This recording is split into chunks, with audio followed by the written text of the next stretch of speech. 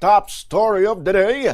Gintapos na sa Iglesia ni Cristo ang ila protesta nga ginpanigayon bilang suporta kay Senador Dante Marcoleta. Sa mensahe nga ginabasa ni Iglesia ni Cristo spokesperson Brother Edwil Zabala, kagabi ginpahayag sini nga nagapati sila nga napalabot na nila sang klaro ang ilang mensahe. Ginpasalamatan man sang religious group ang mga speakers sa rally ang mumanang otoridad nga nagpahanugot sa protesta. Nagsugod ang surprise rally sa People Power Monument sa Epifanio de los Santos Avenue Conedsa sa Quezon City kag naglawig sang duha ka adlaw. Ginsaylo ini sa liwasang Bonifacio sa Manila matapos ginbawi isang Quezon City LGU ang permit nga magpanigayon sang rally sa monument.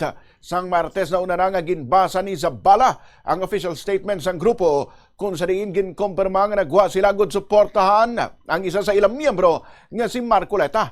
Ini matapos ginanunsyo sang Office of the Ombudsman nga kasuhan ini sang plunder bangod sang non-declaration sang 75 million pesos nga campaign contributions halin sa 3 ka donors. Nagupod man sa among rally ang pila ka mga senador kangay nanday Marcoleta, Jaime Marcos, Alan Peter Cayetano, kag Robin Padilla.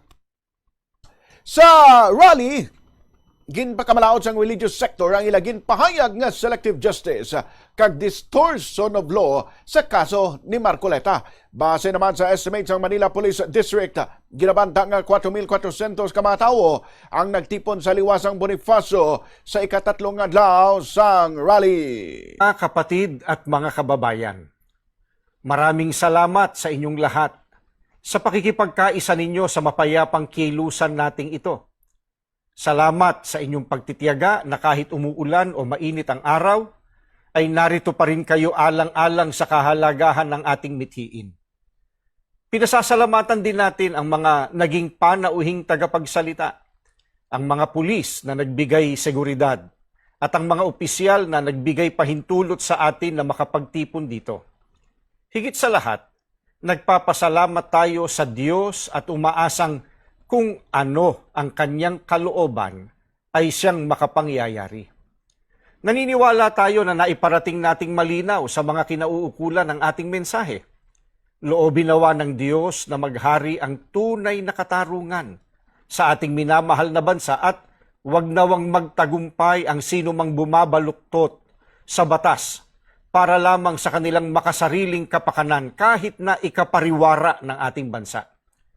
Dito natin tinatapos ang ating peaceful rally. Kung paanong mapayapa, maingat at maayos tayong naglakbay papunta rito, nawa ay gayon din sa ating pag-uwi. Maraming salamat po. Si Iglesia ni Cristo spokesperson, Brother Edwil Zabala.